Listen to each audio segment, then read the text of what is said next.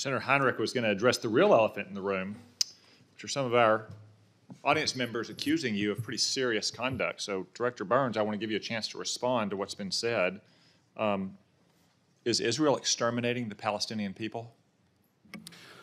Senator, all I can say is, what I said before. I think there are a lot of innocent civilians in Gaza who are in desperate conditions right now.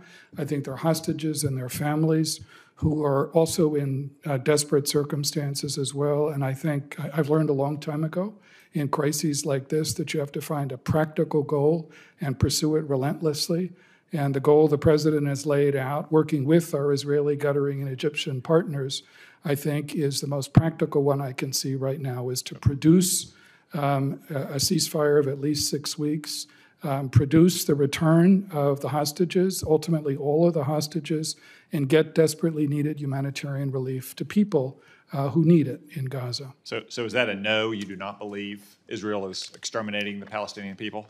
No, I think I understand Israel's need, and the president has emphasized this, to respond to the brutish attack that Israelis suffered on the 7th of October against Hamas, against a terrorist group. But I think we all also have to be mindful of the enormous toll that this has taken on innocent civilians in Gaza. And as the president has said, it's very important for Israel to be extremely mindful of that and to avoid further loss of civilian life. Director Haynes, do you believe Israel is exterminating the Palestinian people? I really don't have anything to add to what Director Burns has said. I fully endorse what he's commented on. Israel, and you also stand accused of starving the Palestinian children. Is Israel starving children in Palestine or in Gaza?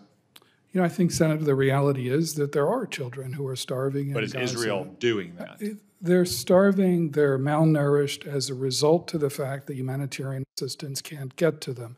It's very difficult to distribute humanitarian assistance effectively unless you have a ceasefire, which is exactly why, I think there's great value in what's on the table now, a return of hostages and a significant ceasefire enabling people to get that humanitarian assistance. Okay. For the record, I do not believe that Israel, nor any of you or the United States government, is exterminating the Palestinian people or starving Palestinian children. Director Haynes, there have been several news reports, you might say leaks, to the effect that Iran does not have full control of its proxy groups. That's the headline from Politico last month. The quote, "While Iran is supporting the proxy groups financially and with military equipment, intelligence officials do not believe it is commanding the attacks. Its lack of control over the Houthis and the militias in Iraq and Syria has muddied the deliberations in Washington about how to respond to repeated attacks on U.S. interests in the region, including the attack in Jordan on January 28th that killed 3 American troops." But on page 18 of the assessment, the intelligence community writes, "Tehran was able to flex the network's military capabilities in the aftermath of Hamas's attack on October 7th, orchestrating anti-Israel and anti-U.S. attacks from Lebanon to the Bab el-Mandab Strait while shielding Iranian leaders from significant consequences." Orchestrating is stronger than anything I've heard. It's not providing support or training or funding. So it's your assessment, the intelligence community assessments, that Tehran has orchestrated attacks on Israel and against U.S. personnel and positions in the Middle East since October 7th? Yes, and I don't think that means that that the proxy groups or that others are always listening to everything that they have to say or under their direct control. But I think orchestrating is an appropriate characterization of what they've looked to do. So it has, to use the dictionary definition, arranged or directed the elements of a situation to produce a desired effect, especially surreptitiously. That's correct? Okay.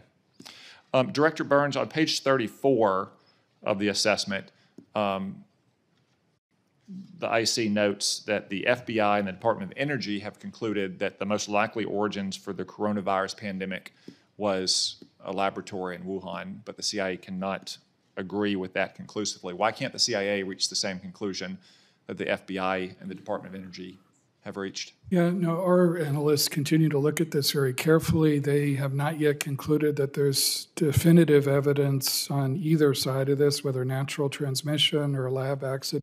Well, we continue to pursue, more intelligence, more information that might help them to reach a definitive conclusion. But right now, they're, they haven't been able to reach that. Director Ray, why are your analysts so much more confident?